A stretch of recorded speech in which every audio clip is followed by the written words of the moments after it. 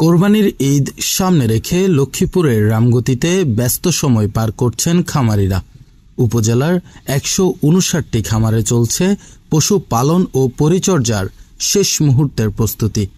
খামারিরা জানান, তারা প্রাকৃতিক খাবারের মাধ্যমেই গরু মোটা তাজাকরণ করছেন।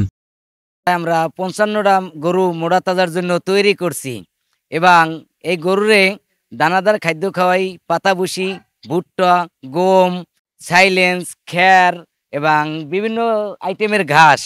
এবং আমরা এখন বর্তমানে টেনশনে আছি বাজার কীরকমের যায় এবং আমাদের ভুসি কুড়ার খাদ্যর অনেক দাম। এখন বাজার ভালো গেলে এবং আমরা একটু লাভবান হব। আর আমাদের এই বয়েরসরে ভিতরে আমাদের একটা বড় উন্নত মানের একটা কিং আছে, সেটা মাশাল্লাহ দেখার মতন এবং তার ১২ থেকে ১৩ মন ওয়েট হবে। এখন কত কি বেচতে পারি জানি না, আল্লাহ পাক জানে, আর যার ভাগ্য আছে সে জানে। এগুলা খাওয়াইছি বা সব জিনিসের দাম বেশি, যদি আমরা ভালো একটা রেজাল্ট পাই, ভালো একটা মূল্য পাই, তাহলে আমরা কিছুটা লাভবান হইতে পারব। এই হিসাবে আমরা ভালো ভালো খানাগুলা খাওয়াইতেছি, ঘাস, কাঁচা ঘাস টাস সব। 50টা মোটা তাজা গরু আছে।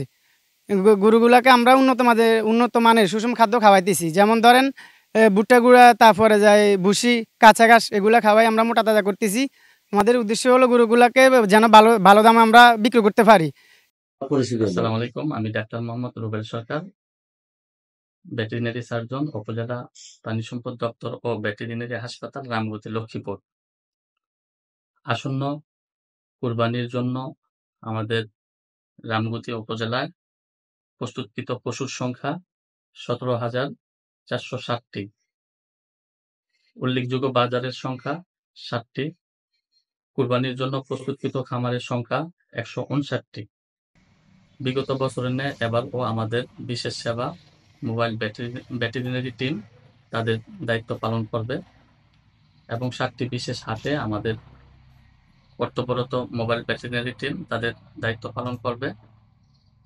২৮/৫/২০২৫ সাল 25 তারিখ থেকে তাদের দায়িত্বরত বাজারে তারা তাদের দায়িত্ব পালন করবে।